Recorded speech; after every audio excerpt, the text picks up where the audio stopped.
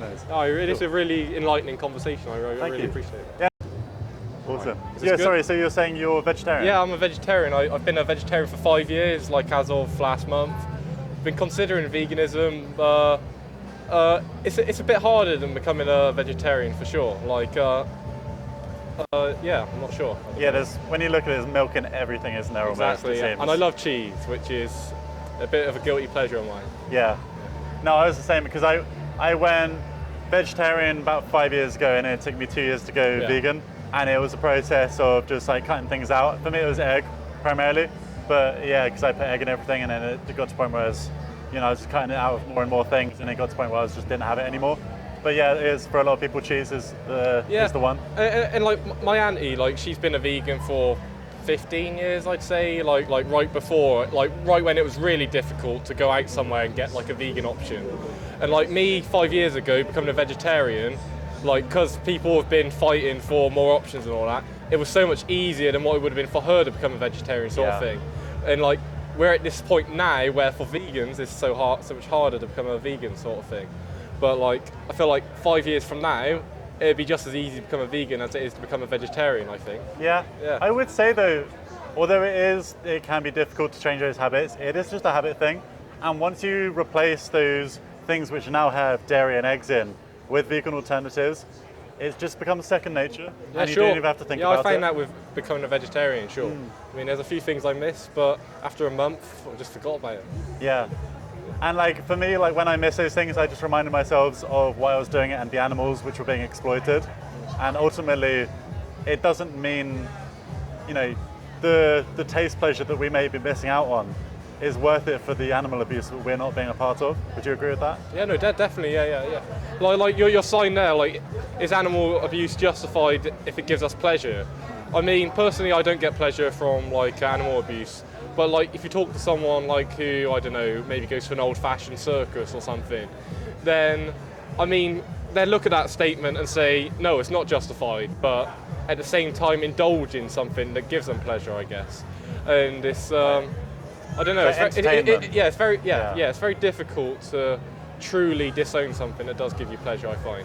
Yeah. So you'll get one answer, but the answers people will give you on the streets won't always be valid, I guess. What about taste pleasure? Taste pleasure? Do you think that's justified because these animals which we're consuming, they're ultimately being abused and slaughtered for the taste pleasure that we get from them? I think I have a bit of a hot take for a vegetarian. Like for me, like, I agree with farming, which is a bit unusual, but not mass farming sort of thing. Like I feel like when you have factories and massive slaughterhouses, that's what made me into a vegetarian. But when I see farming, like, to me, farmers save our like environment, like our fields. If it wasn't for farmers, most of our fields would have property and houses on, and to me that's a nightmare. Like, I would rather there be farmers and a bit of like livestock going on. Because there's always going to be meat eaters. We've got to accept that. We can't make everyone a vegetarian or a vegan. So I think we've got to be reasonable and accept that. Right. And I think that's fair enough to me. What do you think about that? Well, I'd say that I do think that farming is definitely necessary. Of course, humans need to eat, and farming if done well, can be beneficial to the land. But I don't believe that animals should be exploited and farmed when we now live in a society where we don't need to consume those animal products. So I'm out here recommending that people go vegan and choose a plant-based diet, because ultimately for the animals, I think that's what they'd want. They'd want not to be exploited. Yes. Yeah, no, without a doubt. Like, I support the animals. How about this then? Like, because at supermarkets, getting like vegan alternatives, there can be a bit of a premium charge to that. It can be a bit more expensive. So like for people like who are living in poverty, like, and they choose to eat meat, like, because it's cheaper than becoming a vegetarian or a vegan. Like, what would you say to that? Because like they're not indulging in meat like because they're out there like to cause harm to animals. They're doing that to make ends meet, sort of thing. Well, so I'm a student and I eat whole foods, like a whole foods plant-based diet. Sure. And I found that was actually cheaper. And if you are eating those meat alternatives, because like supermarkets like to profit off of veganism, make a profit, they will charge a premium. But so I try not to buy those meat alternatives and eat like, grains, legumes, just fruit and veg. So it can be done very cheaply. I think there was a study that showed that it's 30% cheaper to be plant-based. Definitely healthier as well. And healthier, absolutely. I read somewhere like by the time someone's 50, they have like 5 grams of undigested white meat in their like stomach. Interesting. Which is crazy. And then all other things like increased risk of heart attacks and all this sort of stuff. Yeah, heart attacks, strokes. Yeah. Like meat's carcinogenic as well. So it has all of these kind of health implications as well. Yeah. As well as, the environmental impact of farming animals? No, it's not a specialist thing of mine. Yeah, so there was a study done by the UN that showed and I don't think the world would go vegan, but if the world went vegan and went plant-based, we'd free up 75% of farmland. So that would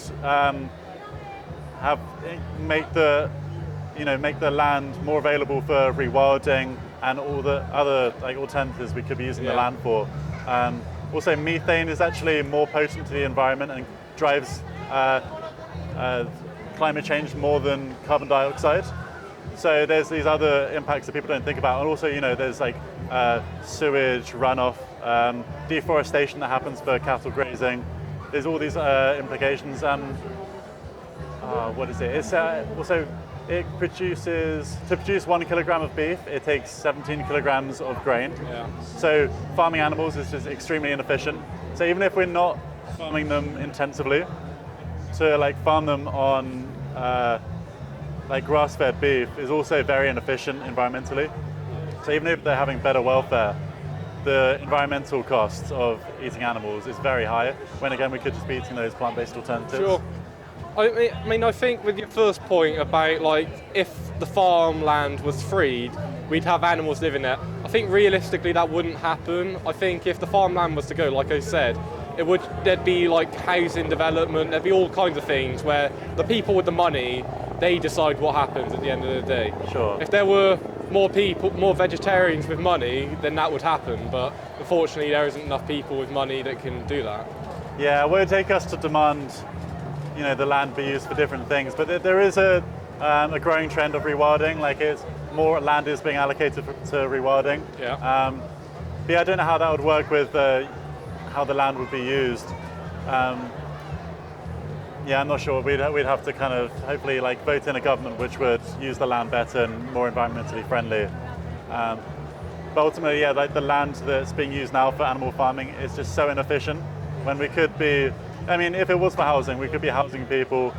I wouldn't say that's the best way to use land. But there are all these alternatives when we don't have to be consuming these animal products and again, the grain that we're farming those animals, we could just be feeding humans with. Yeah, there's literally non-meat alternatives that we can live off of. And if the government puts money into that type of farming, then it will encourage farmers to go into that. Because this summer, the farmers have had one of the worst harvests of all time. But if more money goes into that to encourage that, there could be technological development that will help us to harvest more stuff. Yeah. And in the long run, as global warming is happening, thanks to all this animal farming, all that sort of stuff. I think it's animal agriculture causes a third of green, yeah. So if we keep going with that, it's only going to get harder and harder to harvest the non-meat stuff. So we've got to make decisions now to start taking steps away from meat consuming. What about you personally? So were you in a process at the moment where you're trying to cut out that dairy? I'm not. I haven't tried it, but I'm having it's food for thought at the moment. I'm thinking about it every now and again. I've got a lot of family members who are either vegetarian or vegan, and just listening to them and what's the best way to go about it. Because when I turned vegetarian, I was living with my nan, and she'd been a vegetarian for 30 years, and that was easy. But now I'm living with my parents who are meat eaters, and it's not so easy to make the switch again. But I don't know. I think at some point I will make the switch. Yeah. Yeah, and for your health, for the environment, and for the animals, it's the single biggest thing we can do. And yeah, it can be very difficult when we've got like family and friends that are consuming animal products. But I found personally, like when I kind of said to my family, like I'm abstaining from all animal products, they really did respect that, and they kind of helped me with getting alternatives. And sometimes I had to cook my own stuff, but eventually they did kind of catch up, and they end up changing their own diets themselves. Sure. So you can kind of have knock-on effects with your friends and family as well. Definitely, yeah. All right, it is a point that I find interesting. Like it's like, what if? What about the idea that all like diets involve harming of animals some way or another, even the vegan diet? Like an example being like to make a bit of tofu, apparently like farmers have to use so much pesticides that it kills so much insects that indirectly you are killing like animals in that sense. Like what do you think about that? Yeah, well, veganism's about reducing harm as far as you can, and obviously we're animals, so we have to consume to survive, and it's about reducing that exploitation and the harm we're doing. So in a perfect world, we wouldn't be growing food on monocultures using pesticides, all these things. So as a society, we do have to change our farming practices, but until that happens, what we can do to reduce the impact is to choose plant-based food. Yeah, sure. Even though it is like killing insects and like birds and different things, that they will die for the food that's produced. Ultimately, it's a lot less than consuming animal than other products. diets for sure. Yeah, it's definitely the best option. Yeah, I'm definitely sure. Even though we have the food system we have, I'm still against it. We definitely need to change what we're doing. Yeah. There's like alternatives like permaculture and different things where we could be also growing, rebuilding wildlife whilst also growing the food. Like there's alternatives we could be doing. But until then, we're kind of stuck with the system we have. So we kind of have to pick the best option within that system. Yeah, definitely. Yeah. Have you heard? Do you like football? I'm not particularly. Oh, yeah. I used to. But Have you heard of the football team Forest Green Rovers? Yeah. Yeah. I used to be into football. Yeah. So like their owner is, I think his name's Dale Vince or something. Okay, I've heard the name. But yeah, he's a massive vegan, like a massive environmentalist, and like his whole football club is run in environmentally like sustainable. Like all the footballers like at the club, like they all have vegan diets. While they're like training, like back at home they can eat what they want, sort of thing. And yeah, they're just like a perfect role model like for other football teams, and also Bristol City, like who I support. Like they're making so many great steps towards becoming environmentally sustainable, like whether that be like making like plastic cups that can like biodegrade, sort of thing, like solar panels on top of the stadium. Like a lot of West Country teams are making big steps in terms of having a positive impact on the environment. And I think it's a discussion that more football fans need to have, because football is massive, and it's going to have a massive impact on the environment. So it's something we need to just talk about more. Yeah, definitely. And yeah, like you say, when it's like these institutions and like governments, if they can make plant-based food cheaper and easier to access, then that would make more people choose those things. Your camera's gone. So like as a society, if it was made easier, then ultimately people would change a lot quicker. Sure. But it is up to the individual to make that change. Like I don't think making veganism mandatory would work. Yeah, no, definitely. Because people would like push back. Yeah. But if it was made easier, then people would pick that a lot more often.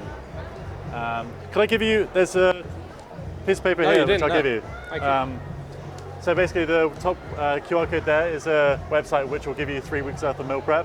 So it's like make it easier. That's brilliant. They like give you all the meals for 3 weeks, and because it's a habit thing a lot of the time. Yeah. Then like once you just buy those ingredients, you have those things. Yeah. It's so much easier to make the plant-based things. Yeah, no, that's really good. And also there's a nutritional guide on there. Yeah. So if you have any questions about the nutritional side of it, if you ask them, and they'll kind of help you out on that. Yeah, no, I was literally like thinking to myself this earlier, hey, for Christmas, I want like a vegan cookbook, so I can start knowing what I can make, how to make it, and just make the transition that much easier, sort of thing. So yeah, no, I really appreciate that. It's a lot about habits, because really helpful. they did a study. It takes 3 weeks to change a habit, Yeah, so that's sure. why they did 3 weeks of meal prep. Yeah. Yeah, I'd really recommend checking out. And the other one is a QR code to a video by an animal rights activist. Yeah. And he just kind of lays out in 20 minutes all the reasons why you should go vegan. Yeah. Better than I can. Yeah. Really recommend checking that out as well. Yeah, sure. Thank you for the conversation, mate. What's your name? Ethan. Ethan. My name's Amber. Yeah. Thank you. Check out my channel as well. It's called Amber for Animals. I'm just starting out. Yeah, sure. I will do. Maybe you'll be featured. Yeah, I hope so. Yeah. Nice. No, it is a really enlightening conversation. I really appreciate it. Yeah, and like do the research as well. Like it's there's always more to learn. I'm always learning more myself. Yeah. And like carry on the conversations with people because people don't know what happens to these animals. Yeah. And like the environmental impact of it. So and we need like as a society, if we're gonna address the climate crisis, we're gonna have to change the way we're farming. I find it difficult to talk to people because like I'm of the mind that like I'm a vegetarian, that's my choice, and people eat meat, that's their choice. Like I don't really want to try influence other people. I feel like meat eaters, like at least my generation, like are aware of the impact. Maybe not as much as vegetarians and vegans are, but they just don't want to think about it, sort of thing. And the more you keep on it to change, the more it's going to push them away, I think. So it's a natural transition, I think. Like you just got to, I think people who will be vegetarians, they will get there when they're ready, I think. Yeah, but I would agree, but I think there's a certain amount of encouragement that needs to happen. Like I didn't go vegetarian until my friend was talking to me about it and kind of raise those issues. And if people aren't talking about it, aren't having those conversations, then they won't know and won't get that information. And ultimately they won't have any urge to change. Yeah. Because they think that what they're doing is perfectly fine. They kind of need, I think they need that encouragement. Like any injustice, until we address it, then nothing changes. Yeah, sure. So we have to like talk about it. Yeah, and I'd say like don't stop a vegetarian. Like if you can like do the research into the dairy industry and the egg industry, and the impacts on our health, the animals, and the environment, and if you can like push towards a vegan diet or a plant-based diet, I'd really encourage that. Yeah, definitely. Thank you, Ethan. I really appreciate it. Yeah, thank you. Let me pause it there.